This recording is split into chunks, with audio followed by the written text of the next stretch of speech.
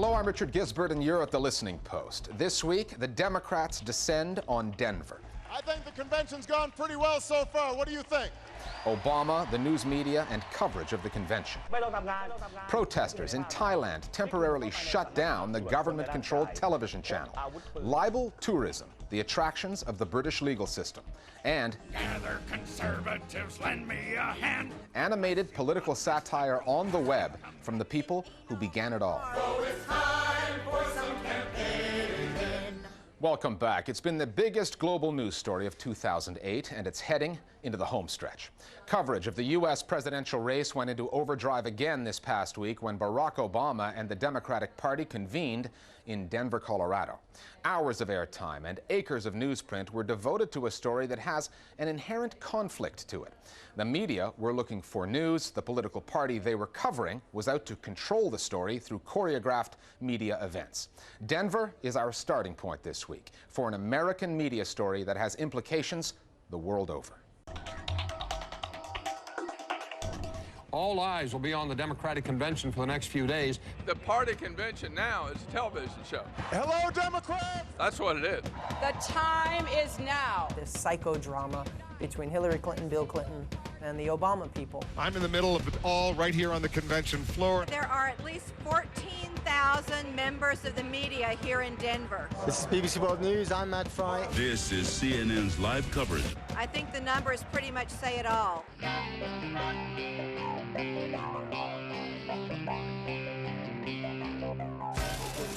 14,000 media people.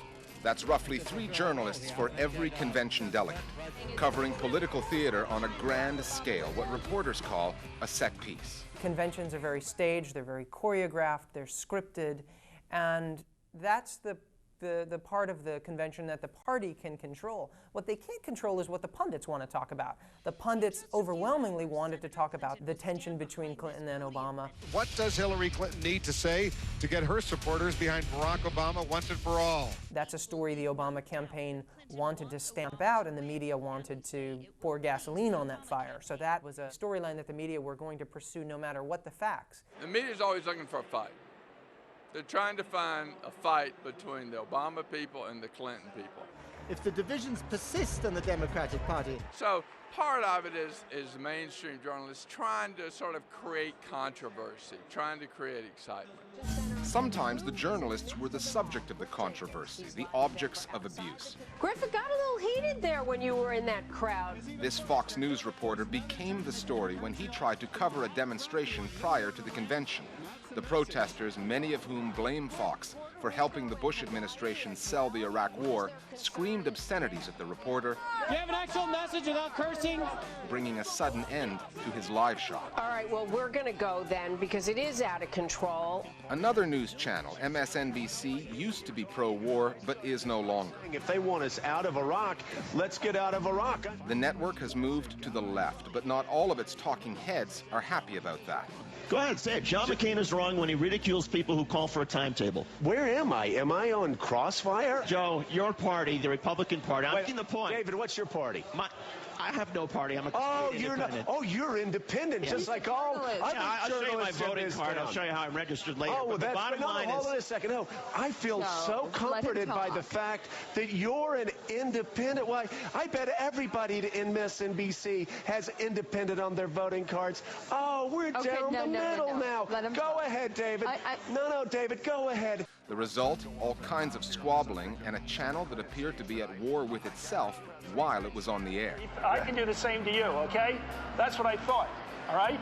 And I said it. Then there were the bloggers and new media voices, gleefully chronicling the old media's misdemeanors. Slate.com, the online magazine, nailed together its own video comparing the comically contrasting coverage of Michelle Obama's convention speech by MSNBC and Fox. I thought it was sort of generic. She really didn't say that much that was interesting. That could not have gone better for them. That could not have gone better for them. There was one reference to soldiers who defend their country. There was a reference to they love this country, meaning the troops. There was another one to I love this country. There were 6 references to country. The new media forces covering the convention don't suffer under the same commercial or time pressures as the mainstream media do. He's the guy. Let's rally behind him. they can devote more time to the story and to the way the story is told. This is the first night of 2 weeks of non-stop political coverage. Much of the coverage is coverage of the coverage, watching the journalists behave in this environment. And I think that's fascinating and something that is very valuable to viewers and to voters, to see how the media take a storyline and run with it at the convention, kind of a peek behind the media curtain to see how this is all being put together and manufactured by the press. Throughout it all, spin doctors from both the Democratic and Republican parties were turning Denver into a laboratory, testing new ways of delivering their political message. Both the Obama campaign and the McCain campaign send out emails every day and have conference calls with the press, often as many as 6 times a day, and each campaign is hoping that members of the press will pick up the points and the points of view that they're promulgating. That's why I call the conference calls the air wars. The new technology is really being front and center in this convention. They're doing everything. SMS messages, as an Obama guy said to me, if it's there, we're going to try it. And they have. They've tried virtually every kind of media, every kind of new technology. And the bloggers, the citizen journalists who work on the web, are a big part of that. The blog house here, it's called the Big Tent. It's where the bloggers can meet in lounges and hook up to the internet, talk to one another. Politicians have been coming through. They all sense that the future is with the blogosphere. And it's about a new generation of voters, digital natives, if you will. They buy clothes online, they do music online, and they want to do politics online. And the party that gives them that opportunity to do politics, to be involved in the medium that they want to use, has a real leg up on securing those folks as loyal voters for a long time to come. Hi, this is Greg Meyer. I'm here with Jerry Meek. However, for all the new media voices and the discord among voices in the mainstream outlets, the big media have yet to be talking. They still have the greatest reach, the biggest impact. I think the mainstream media are still the dominant players in a political convention. I think they are the ones that shape how the speeches are interpreted. They decide which speeches are going to air. The television still dominates. I think the convention's gone pretty well so far. What do you think? Now, there's one way to sort of think about this. Television is sort of like the meat and potatoes. It's the basic message delivery system. But the blogs are the spices. So you want it a little hot or a little milder? Do you want to taste it a little more salty or a little more sweet? And that's what the blogs do. 14,000 journalists, filing hundreds of thousands of stories with millions of angles to billions of readers, viewers, and listeners all around the world. But it's worth remembering why there was such extraordinary interest in this convention in the first place, because of the nominee. As one journalist said to me, Barack Obama is the best story in American politics since Abraham Lincoln. And he is. That's the story. Here's how our Global Village Voices saw the media's coverage of the Democratic Convention.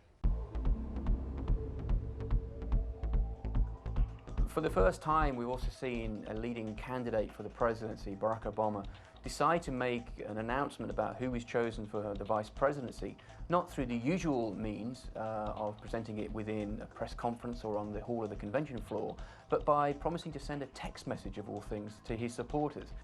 Text messaging has been around for a good number of years, and one could make a very valid argument about why this wasn't done 4 years ago, or perhaps even 8 years ago. It seems that the candidates themselves are entering this dance with the press very consensually. Obama was holding his vice presidential pick so close to his chest, his cards were so close to his chest, and he was completely teasing the press for 4 or 5 days as to who it would be. He was getting great publicity on that. McCain will be doing the exact same thing for a few days after this convention.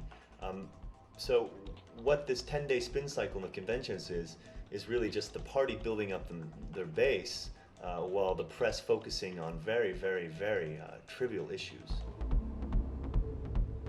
We're always in the market. For more feedback on the state of the world's news media, email us at listeningpost@aljazeera.net. We have the technology to get you on the air as one of our Global Village Voices. Time now for some Listening Post News Bites. A government-run television station in Bangkok has been caught up in the ongoing political power struggle in Thailand. Dozens of anti-government protesters, some armed with knives, guns, even golf clubs, stormed the studios of the National Broadcasting Services this past week, temporarily forcing the channel off the air. The protesters, members of the People's Alliance for Democracy, are trying to force Prime Minister Samak Sundaravej from office. They call Samak a proxy for Thaksin Shinawatra, who was exiled after a 2006 coup amid allegations of corruption, human rights abuses, and suppressing the Thai media. Now that the Olympics are over, China is being urged to maintain the limited media freedoms that it introduced for the Games. However, the early signs are not particularly promising. Last week, Chinese users of iTunes, the Apple Music downloading site, found that the site had been blocked. Human rights advocates say that's because one of the albums for sale on iTunes is called Songs for Tibet. The Tibet issue and the protests that surrounded it is sensitive in China. Reporters trying to cover pro-Tibet rallies during the Games were prevented from doing so by security forces who locked some of them up.